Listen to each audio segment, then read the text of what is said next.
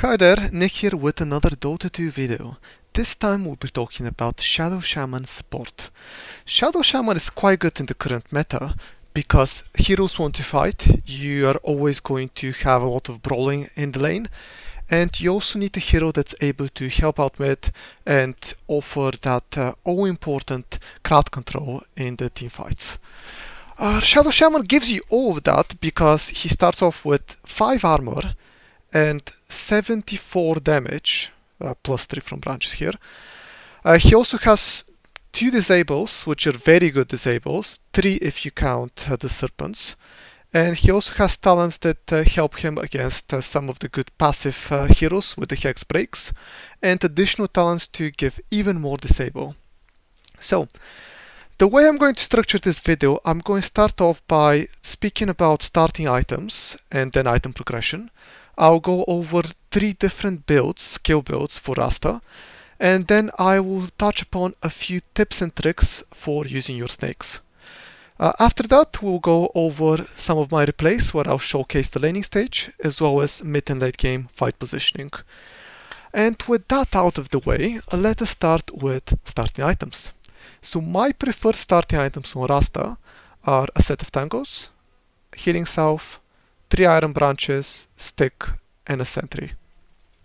So why these items? Well, a lot of regen plus 3 toll stats gives you a lot of fighting potential.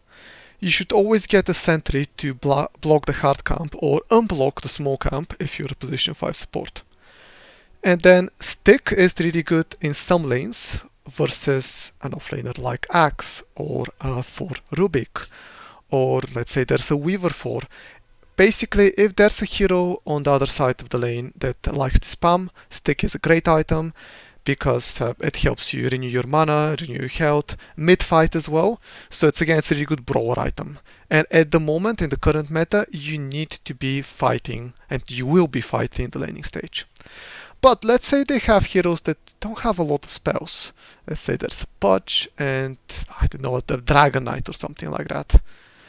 You sell this, and instead of it, you get a Fairy Fire. And what else can we get for 130 gold? I would say 2 mangoes. What this lets you do is you have the additional regeneration, and you have extra mana to fight, 2 extra damage. We're now sitting at 79 damage level 1, and you can also pop this for an instant health. So those are my 2 options as a position 5 for items. Now, if you're position 4, you have the option to be extremely greedy. And this is something I like doing, but you might not be too comfortable with, which is starting boots and then tangles. What that enables you to do is rush tranquil boots to have that regen, and as a 4, try to control the runes and help out your mid lane. It's extremely important as a 4 to do that, especially in the current meta, because if you help your mid, if you control the runes, then your mid has the option to bully the other mid and then go and gank the other lanes. So supports, even a position 5 Rasta, should attempt to help out mid control the runes, if possible. Now, after we've gotten our boots, what are the next items? So let's assume you have arcane boots first. You can either go arcane to tranquils, it's either or. But if you have arcane boots, you disassemble them, you unlock the combining, and you go usually Etherlens. And then from Etherlens, you usually go tranquil boots. That's as position 5. After Etherlens, you could get your shard. You could also get a Force Staff, potentially, if your team needs that to keep them safe. Or, if your team doesn't have any initiation, you could actually go Dagger. But 9 out of 10, I would say 9.9 out of 10, you don't do that as a 5. You stick with your Etherlens, and then you go directly into either a Force Staff, or potentially you could get an Aeon Disc, or, and this is my favorite, go BKB. Why BKB? Well, press BKB, press Shaco, and you win fights. Easy as that. Why Aeon Disc as well? Well, same principle. Let's say this axe starts hitting me, boom, and then, oops, sorry. And then if I had another spell, I would have hexed, used shackles, etc. from the safety of the on this, because that's 2.5 seconds that you can disable another player, preferably a core. And you don't care about the fact you do 0 damage during this, because you're just a crowd control hero. You don't actually do that much damage. Now, uh, you can also potentially get a Glimmer Cape, but I don't like Glimmer Cape on Rasta that much. I think you have better items to give you more impact. So yeah, I personally don't value it as much. And you can always go Eos as well if you need additional control or dispels or something like that. Let's say you're playing versus Silencer. You can always go Lotus potentially, that's an option. But I would say core items are these four. And then obviously your shard, because that's really good as well. Additional damage, especially early game. And then from these four items you can branch out into something more funky. Like Glimmer Capes, Force Staffs, Eels, daggers. I don't really like Aghanim's Refresher on a position 5 Rasta. If you really need the tower push and it's ultra late game, sure. Otherwise, I would probably say no. Just it's not worth it. Yes, it's cool to have snakes that do a lot of damage, but yeah, that doesn't really win you games in my experience. Now, as a position 4, what you'd like to do is actually you want to go Tranquil Boots directly into Dagger, and you want to be super active on the map. Potentially you can go Tranquil Boots, Etherlands Dagger, but if you're having an okay to decent game, always go Dagger first. Always. And then let's go into the skill build. So there's several options for the skill build, and that's what I love about Rasta. You have 3 distinct skill builds depending on the situation. So I'll start with the more generic one that you can use in any situation. It's always good, which is starting with Q, then leveling either E or W once, and then just maxing. Let me just do this, and then maxing your Q. And then after you max Q, you can either go max W or max E. I personally prefer maximum W in most games, because usually there's a lot of CC, and unless you have your BKB, this is good, but a bit risky. It depends on the game. So why go first Q? Well, because that's a lot of burst damage on the lane. You can also push out lanes in the mid game. You can farm yourself with it. And there's no negative to maxing Q. Yes, in some instances you'd wish you've maxed E, but you would never go, oh, Q is useless. Because you farm, you push, you do damage to multiple target. It's just good. It's a good spell. Other option is to completely ignore Q, maybe have it on level 1, and then max Hex first. So why would you max Hex instead of Shackles? Because Shackles has a higher duration of the CC, does damage as well, and keeps them in place. They can't move during Shackle. Well, the reason for maxing Hex is that it has an instant cooldown, instant cast time, so boom. Whereas this, it's a little bit slower. Another reason why you would max W is if they have a lot of stuns themselves and they can just cancel your Shackle. So in a lot of games I would actually prefer maxing WT. Having said that, an option is to actually max E first if they have almost no stuns, or if you're being very active on the map in a 1v2 or 2v2 scenario, and it feels very awkward for them to cancel your E. And if you go max E first, I would usually max W then, and just become a crowd control machine. That way you're extremely good in team fights. That's a build if you have fighting cores, or if you have partners such as, let's say, a Purge, or you have an offlane that is really active, like a Night Stalker, and you just want to go and kill people and fight constantly. It's not a good setup if you have a Medusa with a Tinker, and they just want to farm and you don't really fight at all. In that case, always go Q and just push with wards. Something else to keep in mind, you only level up your talents at level 15. you always want to be maxing these spells first because they're just so value. Both of these offer phenomenal teamfight capabilities. This lets you push and do damage as well, so it's good in every single situation, and obviously your ultimate is great. So at level 15, you can either go 1 second shackle duration if there's no easy way for them to stop your shackle, or if that's not the case, I actually first go -3 seconds hex cooldown, because I think that's better. And then shackle duration. Level 20, if there's a good ability to break, always go hex breaks. Let's say there's an axe, bristleback, phantom assassin, phantom lancer, heroes like that always go hex breaks. Otherwise, if there's no good hex break target, go this. And then level 25 talent doesn't really matter. If you're just pushing waves and team fighting, I would go ether shock damage. If you want to backdoor and push, ward damage. But I'm flexible on this one. Now, that's items, that's skills. Let's go over a few tricks with your wards. So, your wards are actually a third form of crowd control. And what I mean by that is that you can trap people in your wards. And it's really easy to do. They made it really easy a couple years ago, before it was very awkward. So I'm using quick cast, but if I wasn't, you click just underneath the hero. It's as if, you're not really pressing on them, it's just on the edge of their feet. You press, and you trap them. Easy as that. Super easy to do. So always, even if the hero is moving, let's just do this. Come on, Axe. So hero is moving, and boom, and I trap him. Easy to do. Now, next tip I want to give you is if someone is trying to kill your wards and you're dead, you can actually destroy them yourself. Oh. Boom. Boom. And I have the talent now, which makes 3 hits, but usually it's only 2 hits. So 1 hit, boom. So that way you're denying them a ton of gold and XP as well.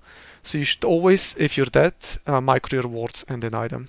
So remember, it's 2 hits if you're level 24 downwards, and 3 hits if you have the talent for +1 serpent wards max HP at level 20. I think those are the 2 main tricks with the wards. Just remember, always use them as a form of CC as well. And also always deny them. Oh, and another thing, when you're engaging with Rasta, and you have obviously the option to blink hex, but other thing you can do is boom, boom. And you can use your hex during the force staff. So again, boom. And yeah, that's a really powerful thing to do. And always start with hex because it's instant. And then just hit, and only then do you use your shackles. Don't stack the stuns. I see a lot of people doing this. It's not cool. So always wait for the full duration, hit a bit. Not that you hit really quickly, but still, your head is gonna hit. And only then do you use the shackle. So with that out of the way, let me go into the first replay where I'm going to be looking at the laning stage. And see you in a second. And we're here with the first replay. And this one I'm playing Shadow Shaman with a Raid King versus a Pudge and Snapfire lane. So I thought that I'll be playing versus Enigma Snapfire actually, which is why I bought 2 sentries and a magic stick. Magic stick is really good versus Enigma, who likes to spam his W. I also have some tangos, some branches, a clarity, and a courier who's ferrying a south. The reason for the 2 sentries is I wanted to block this camp to stop Enigma from farming it, and because they have a Medusa, I wanted to block the Ancients to prevent that stacking of the triangle. And what you need to know about this lane is, because Snapfire has relatively low range, has low damage and low armor, well, okay armor, even with Blightstone, I'm a lot better at trading. 76 damage versus 49, 3 armor versus 5, even with the -2 armor, that's still 3 versus 3 armor. Pudge, likewise, has a little bit more damage, but atrocious attack speed, only 2 armor, and is a melee hero. So I will begin this lane by harassing out the Snapfire, stopping her from even nearing my Raid King, and Raid King is a lot better at trading than Pudge, so he can just exchange with him at his own leisure. And yeah, this is what I continue doing. Just stop them from even nearing my carry. And making sure that Snapfire is not being on the lane, not being useful in any shape or form. And as you can see, I'm full HP, only one tango used. Snapfire is 2/3 HP, oh sorry, even 1/3 HP with 2 tangos used. So this shows you the power of Rasta versus other supports. And a nice career snipe here. And then on the lane I just deny, stay behind the carry, and whenever there's an opportunity, go for a hit. We don't really need to do much to win this lane. They can't really kill us if we play together. On the contrary, we can kill them later on. So if they go on us like this, I just hit them, and if Raid King hits as well, it's a really good exchange for us. We're very powerful compared to them.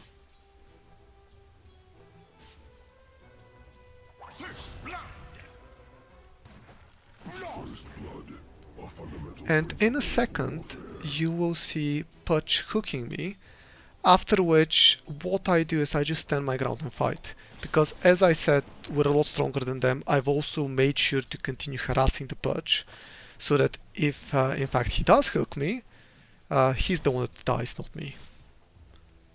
And you will see it in just a second. And here it is. I was hooked, I immediately start hitting him, use my Q, Snapfire, misplaced with the cookie, that's a really bad cookie, and we kill him. And I would have survived 100% if Raid King hadn't blocked me there. Now, whilst I am dead, I ask Raid King if he needs any items, and I pick up his boots speed. So that's something you should be doing as a position 5. It's not Rust specific, but something to take note of.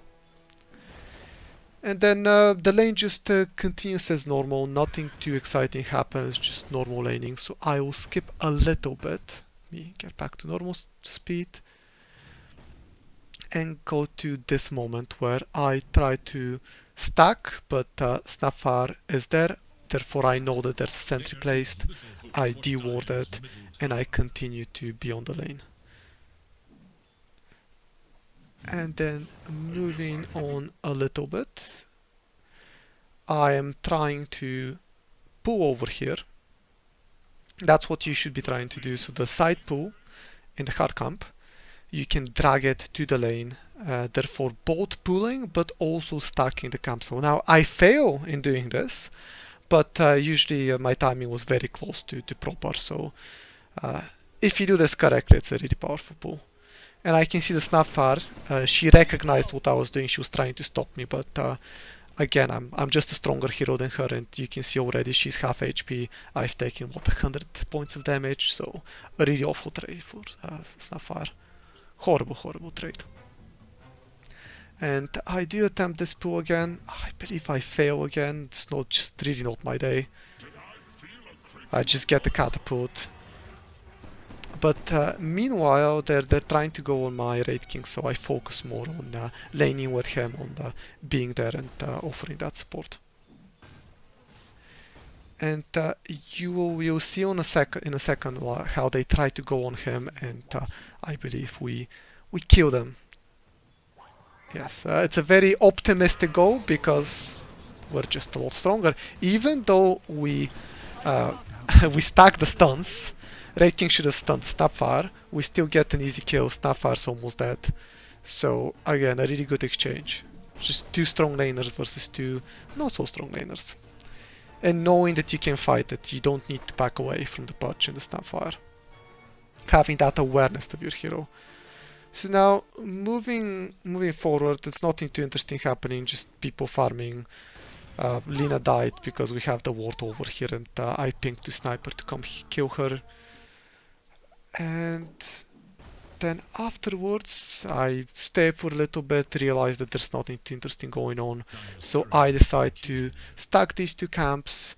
Afterwards my plan is to ward here or help mid, or both, which is why I'm getting the observer wards and the sentries and get the boots of speed. And you should always try to do several things at the same time. In other words, I want to go mid, but on my way mid, I'm going to double stack, I'm going to ward their jungle, I'm going to block their camps, and hopefully kill Lina mid and get a rune. So you always try to do multiple things at the same time for efficiency purposes. But even though I had a plan, the Raid King has been gone on, so I TP swiftly, Q Shaco, and yet again they go on him, but they end up dying. So completely one lane.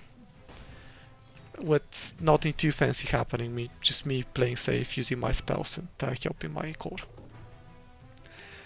Now, moving a little bit, I'm pushing out the lane so that Raid King is safe, and then, as I was planning to do from the very beginning, I come to the triangle to block it off and also to get some vision. And you can see that Medusa has already started stacking, or Snapfire stack for Medusa, so that was really important to do.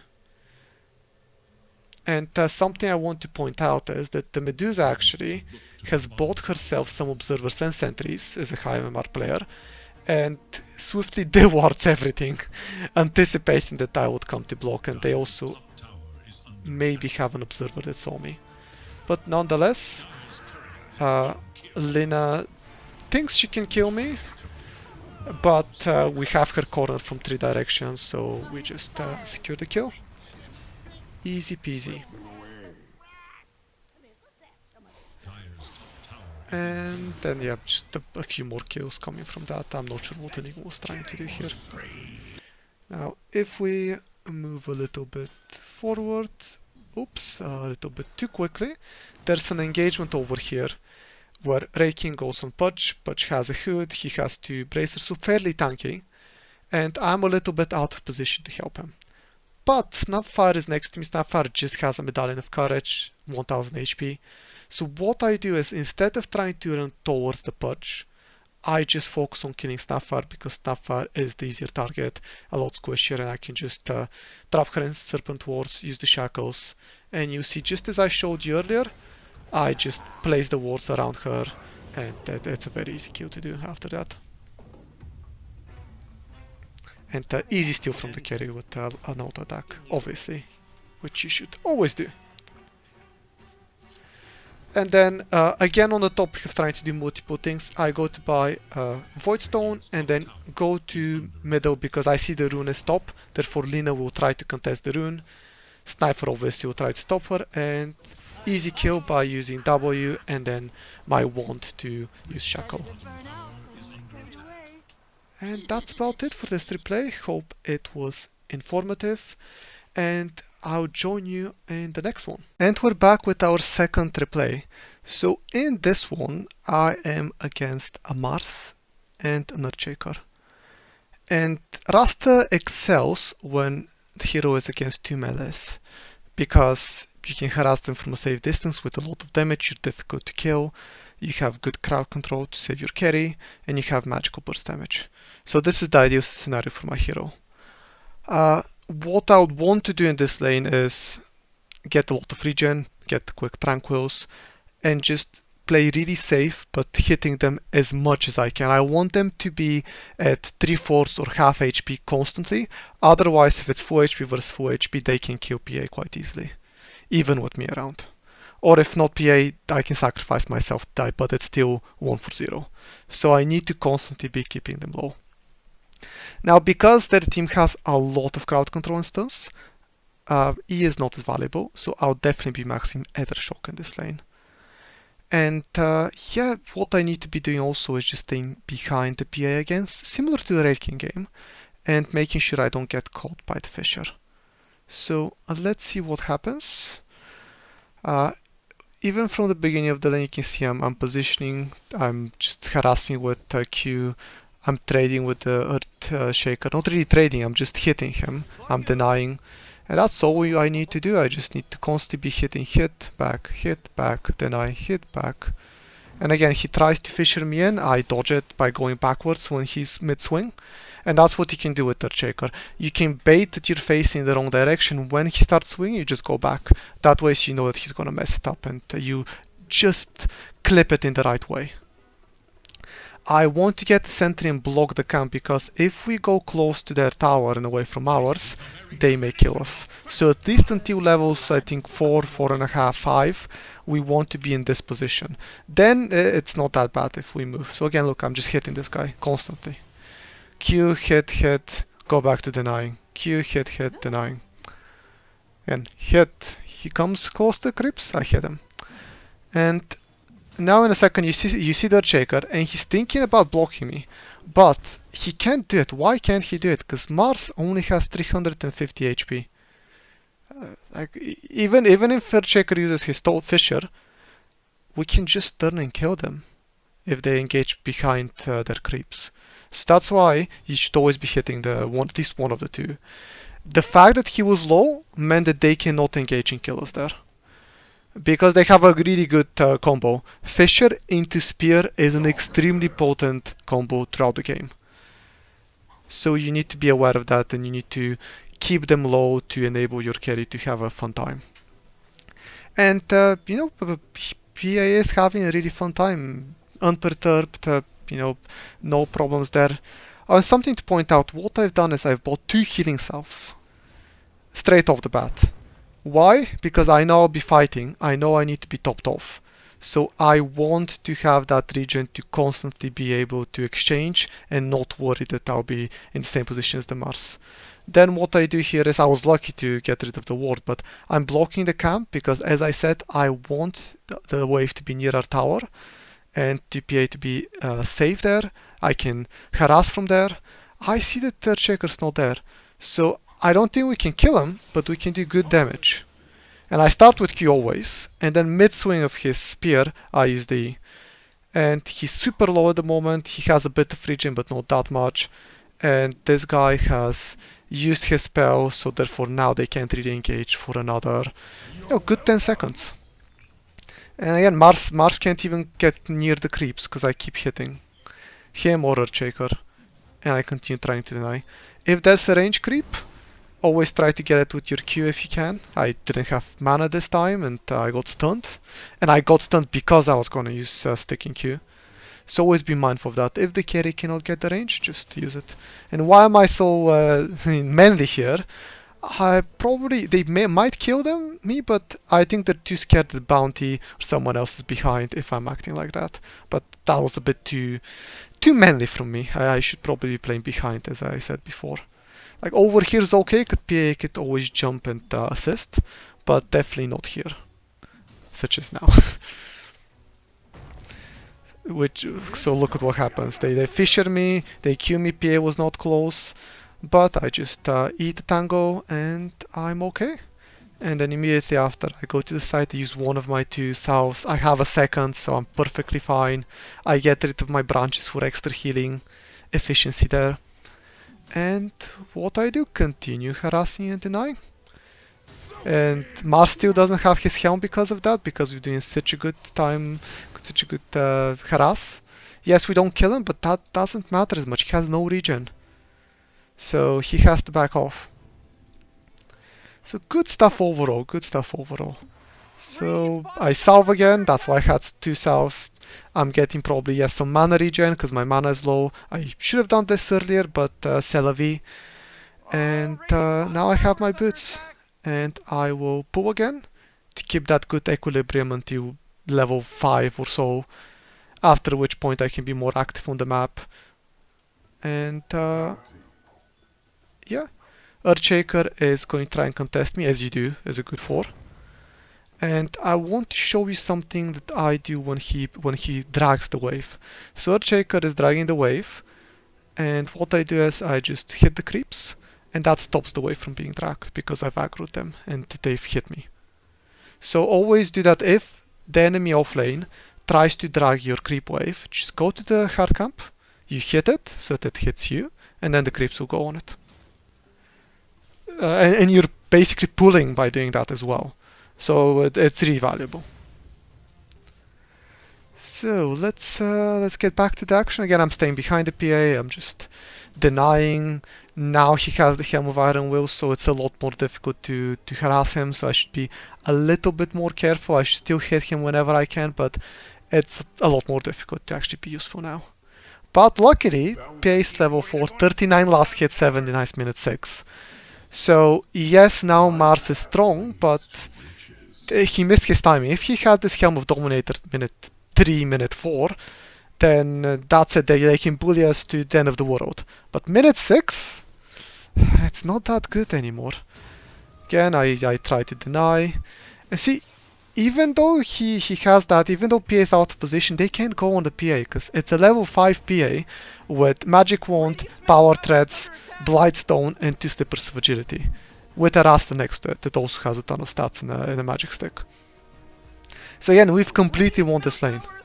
They've completely lost it just because I was hitting, staying behind the PA, and just being a nuisance. And again, he goes so for the Q, so you try to dodge it. And they're doing nothing, they're just being useless. Now, you see in about 5 seconds that Earthshaker is trying to pull, and I can see that from my ward. So what you do to stop pulls is, you just hit the creeps once. So I hit the creeps and then I back away. Why do I back away? Because they can actually kill me if Mars was over here. He wasn't, but it's always good to be cautious if you haven't been paying attention to what the core is. And really, there's not too much left of this replay that I want to showcase. You see in a second a gank by Bounty that I would like to show. Again, I start with the E here to force Mars to use the spear on me. It's only level 1, so even if he hadn't used it on me, it'd been okay. But people panic. So he's thinking, oh no, he's shack out, I need to spear immediately, but it's only 2.7 seconds. So it's half a second that he reduced the stun by. And then immediately after I want to go block camps, but Invoker was here. So because I have level 1 Hex, I can survive here. And look what I do. I play around the trees, PA comes, I still stick around because I could be helpful. And then when I get mana from the bounty, I use Q and he's dead because I've maxed it, 260 damage, easy kill. And then I go to block because Evoker's dead, I can see the Mars, I can see Jakiru, I can see Swark. So it's only Earthshaker who may be here, he is actually here and kills me, but it's a risk that I'm willing to take because it's really important to block this so that the Mars cannot recover. Because Mars likes stacks, like most offlaners. So he's had a tough lane, and usually what people do after a tough lane, they stack for themselves and they kill the stacks, and that's how they get back to the game. And we don't want that. So I think that's it for this replay, and I'll go over 2 more, mainly laning stage, and then I'll speak a little bit more about mid-game. And I might do this video in 2 parts just to make it easier to watch. So see you on the next replay. And we're back with the third replay. So for this one, I am laning with an anti-mage versus a Magnus and Rubik. So I want to showcase what you do in a losing lane. So in this lane, Magnus is a really strong hero against a melee carry. Rubik is horrible on the lane because he reduces the carry's damage. He has really good attack speed, good attack range. So they are not fun heroes to play against. They do a lot of damage. They are relatively tanky, what the Magnus is. So I go with a lot of branches, fairy fire, 1 set of tangles, and a magic sticks because I want to be as strong as possible fighting. I don't even get the self at the beginning. I'm gonna ferry it with my career after the runes, or well, I am ferrying it with my career actually because the runes have been taken, and then I'm buying more selves. And you see throughout this really short laning stage, I'm gonna go over only the first couple of minutes, that I constantly buy selves and I constantly heal anti-mage. And I am as aggressive as possible to draw attention from him whilst trying to keep myself safe. And that's the way to play in a really bad lane. Just divert their attention to you from the anti-mage, constantly buy regen. I'm not going to have any items on this lane because if I get greedy and try to buy boots, that's it. Like, lane is completely lost because anti-mage is really bad in this lane versus the 2 of them. So it's all about aggression. And let's watch the first couple of minutes. So I go on the lane immediately. Q, hit. hit. And I'm just gonna keep saying hit because that's all I do. Constantly hitting. And if they want to harass my anti-mage, I will harass them back. And I hit harder than them. And look, South comes and I will almost immediately use it on anti-mage.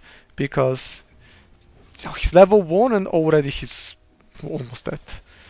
Again, I Q, I hit twice. I wait for them to use their spells, and then anti-mage doesn't seem to want to be solved, so I keep waiting. I'm telling him to buy a wand. I think he got one eventually. And yeah, immediately with my gold, buy another self. And here I'm just trading with them. Trade, driving them back. And now it's safe. I sell my anti-mage. And they're not really healthy, so I continue with the harass. Anti-mage's full as well. So we are actually really strong and we can continue fighting. Rubik's out of position, so instead of trying to join anti-mage with all these creeps and a Magnus, I try to divert the Magnus' attention and keep him away from the fight. And because of that now, anti-mage can blink into him, I can come with a Q kill him. Rubik is again quite alone, so half HP already. And anti-mage is low, so what do? Well, I've already bought the self. And I'm gonna go and heal anti-mage. And you see in a second I'll buy another self. Because that's the only way to win the lane. Self's clarities and constantly hitting. And look, this Magnus is... Because we got Rubik to low HP, Magnus was driven away from the creeps and anti-mage could get some much needed CS. And you can see he's not doing great, but he could be doing worse. He's a little bit too aggressive for my taste, and his build is, I mean, 2 points mana break's okay, but he went 4 points, which is horrible. He really needs the this game, like really needs the in this laning stage, but he fails to recognize that. And again, I've just given him his second self, and I'm buying a third one. And what do I do next? I stop the pool again. Q, drive them here, kill his sentry. Then they go on me, but they can't really... Did they kill me? Oh yeah, they do kill me. But what is the anti-mage doing? Full creep wave. Because they diverted resources to kill me, they used mana. Look, both of them have no mana, so the anti-mage is really confident just trading with them now. Because he has 2 creeps, and they have no mana. And what happens is I come, Q, hit, capture him if anti-mage who had... level 2 blink, maybe he could have come and killed them, but again, c'est la vie. And what do I do now? Third self for anti-mage. Yes, this is gonna be a repeating pattern. Self, clarities, Q hit. And yeah, like anti-mage is diving the offlaner's level 5. Yes, he shouldn't have done that obviously, but the fact that he was able to and we traded 1 for 1 shows you how well we played the lane thus far. And I think that's it for this replay. I might do one more very quick laning stage replay and then going into the mid game and the positioning. Last laning stage replay, although this is not really laning stage, I'm gonna showcase to you what to do when you've won the lane, your carry's gone jungle, and you have a position 4 that wants to kill, such as Patch. So, starting from minute 6, SF has just gone into jungle. I have warded over here so that we can see the enemy's jungle, and I've not put a sentry on purpose so that we can bait lane and kill her. And we can see that their off lane is over here. So, first thing I do is I will deward, I'll put the observer as well to keep my SF safe. And then I will go to Pudge and just start playing with him. And that's what you want to be doing. You want to be playing with your position 4 and stay out of the map. Even if we don't do anything, they're scared because they can't see the Pudge. They can't see me. So we smoke. We have a ward here, so we have vision. So we decide to go from here towards the Lina, which we can see is coming here already. We can see there's no one else to help her. So, smoke breaks, Shaco, then hit, and look, he's not committing the hook immediately. but securing the kill. Then we just go back. Easy kill. So what do we do from here? Well, we just keep going, just keep playing as a tag team. Keep, you know, being chaotic, being disruptive to their game plan. Because again, we're not showing now. So they don't know what's happening. We could be going top, we could be just farming, we could be useless, but we could be going bottom. So just keep playing with your position 4 and keep trying to find those kills. So we get the runes, we assess the situation, and we decide, you know what? Probably the best approach is to smoke again and go in another lane to kill. So that's what we do. And I believe we go bottom. That's me. So we stay here, we wait to be together, and we decide Lina's showing middle, so let's just go kill Lina. Unfortunately, smoke breaks, but again we get another kill from that play. And then we go away from vision again and continue playing together. As you see, we have a constant supply of clarities. We have Tranquil Woods to move better on the map. SF is farming nicely in the jungle, so always going good in the world. And we want to be fighting top and kill maybe the support. So Putch is going from the bottom, I'm going from here. If he was with me, that would have been an easy kill. But nonetheless, he hooks the Disruptor, I come from the back, and easy kill. Now, unfortunately, because we weren't together, Kunkka had enough time to come, and actually both of us died. But that's what we need to be doing constantly. We need to be walking together, we need to be killing, and even though we died, it's 2 for 1, it's not great, but 3 heroes came to do that. Meanwhile, Lina died to the Lycan, Odie's having a great time, SF is farming, so overall yes we died, but 2 cores died because of that. We got a support kill and we're good to go again, and we keep playing with the team. I'm level 5, Pudge getting the tome, we're killing the towers. SF is being a bit useless, he doesn't even have Q, but he can't, you know, he can't do anything about his play, only about your own. And again, I want to control this area so that we can do ganks. Fortunately, they realize that's the case as well, so they're stopping me, they're dewarding. And again, after all of that, I say to Pudge, let's play again together. So yeah, we high five and we're ready to go. I think we go middle potentially, or we just gather as a group and stay behind the core. That's also a possibility.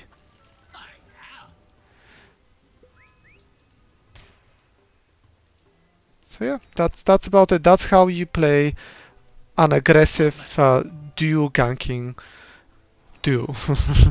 You just stick together, you constantly go and kill people, you know, are chaotic in your maneuvers, and after about the 11-12 minute point, when your cores are ready, you start playing with them. And you can see over here, I just solo kill the Trent outside the fight. My team is killing the rest of them, so 4 deaths on their side, 0 on ours. SF is still being AFK without Q, but again, oh well, we're owning without him. And yeah, that will be it for this one, and I'll just give you a few fights of a couple of other replays, and that will wrap it up. So for this replay, I will just show you a rune fight at minute 1, then I'll show you how to push lanes and get TPs to respond, and then one team fight, and that will wrap up the video. So let's start with this rune contest. Starting with Q, because that's a really good level 1 spell.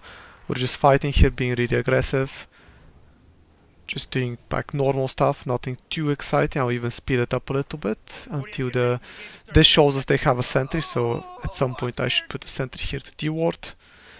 And the bit I wanted to show you starts in a couple of seconds. Okay, so fight starting and Axe is going on me. I'm really slow, there's no way to escape. So what I do is I drive him away from the main fight I stand my ground, I eat the tango, and I keep on moving, hitting, moving, hitting, moving, hitting. I know I have a Weaver that can join me, so I keep on baiting them. And when he uses the Battle Hunger, I know I can't escape, so I just stand my ground, and I keep fighting. And I should have used my Magic Stick and my Fairy Fire. I didn't, but the main thing was you just hit, go back, hit, go back. And you try to disrupt the fight by making Axe go away from his team. And that's why Axe died, Weaver got the kill, and I died, but I'm position 5 support, he's an Axe. So good stuff overall. Now, let's go to the next point I have, which is not really here. Where am I? So, yeah, so this is just pushing with wards. Minute 11, I have wards. Just place them, do my thing, push the tower. Axe overextends, we kill him. Nothing too special here, nothing you wouldn't expect from any Rasta player really. But what's more important is what I do next. So after all that fighting, I go bottom because no one's there. And that's a bad lane to stay in, that's the dead lane. And I keep pushing it. What that will do is, that will either force someone to come farm it, or force several heroes to come kill me. And as you can see, that's 3 TPs. Or well, 2 TPs, oh no, 3 TPs to just kill me. And because of that, they can't move from bottom lane. Because they've already committed. They have horrible movement speed. 335 with level 2 boots. 350 is okay. Yes, PA is movable, but still, PA doesn't want to be bottom as well. So what that dead here enabled us to do is, either my team goes top to take top and kill Omni Knight, or they push 2 lanes at the same time, or we go and kill them because Omni Knight is top and they're overextending. Just from me pushing that wave and making 3 heroes rotate. And let's see what happens. So they continue pushing. Very confident. Because there's nowhere to go. They don't have TPs. Omni Knight stops, they can't go top. There's nothing middle because their tower's gone and Axe is there. So their only choice is really to commit or to go back to jungle, but then the supports are not doing anything. Which is why Grimstroke TPs, there's a double doom, and I think we clean them up and we kill all of them, if I'm not mistaken here. Because by the time this Omni Knight joins them, the fight is over. And look, he's dead, he's probably dying as well. Chikiru's gonna die any second now. I assist here. So overall, good fight. We lost 2 heroes, they lost 2 heroes. But we can now engage again with the Grimstroke and secure that all-important PA kill. Yeah, I'm not going to stay to watch the fight. The important part was the TPs and the engagement bottom. And then the next interesting bit is a little later on. Give me a second to see when. Okay, so this is minute 16:53. They're trying to push bottom, and what I need to do to stop that is get some wards, get vision here. They might deward it, but it's important for us to have vision of this part of the map if we're going to fight and contest the tower. So that's what I do. I just place the wards back after the tower. They decide to dive me. So what I do as a result is when they go in, I block them in their wards. Look at this, like Omni Knight can literally, by the time he moves, he's dead. Then I immediately buy back, because I recognize that this is a fight we can still win if I buy back. I stay on the edges.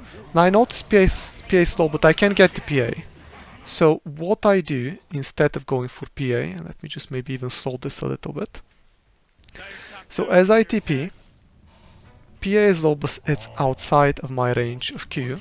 So I will actually use the Q on either the Axe, or in this case, because Trent comes nearby, I will use it on Trent, killing the PA who's further back. And now I'm kiting backwards. I'm very confident I can kill this guy, but I want him to come closer to be away from the axe. And because he's alone, he dies again. Axe decides to jump for some reason, so again I have max Q.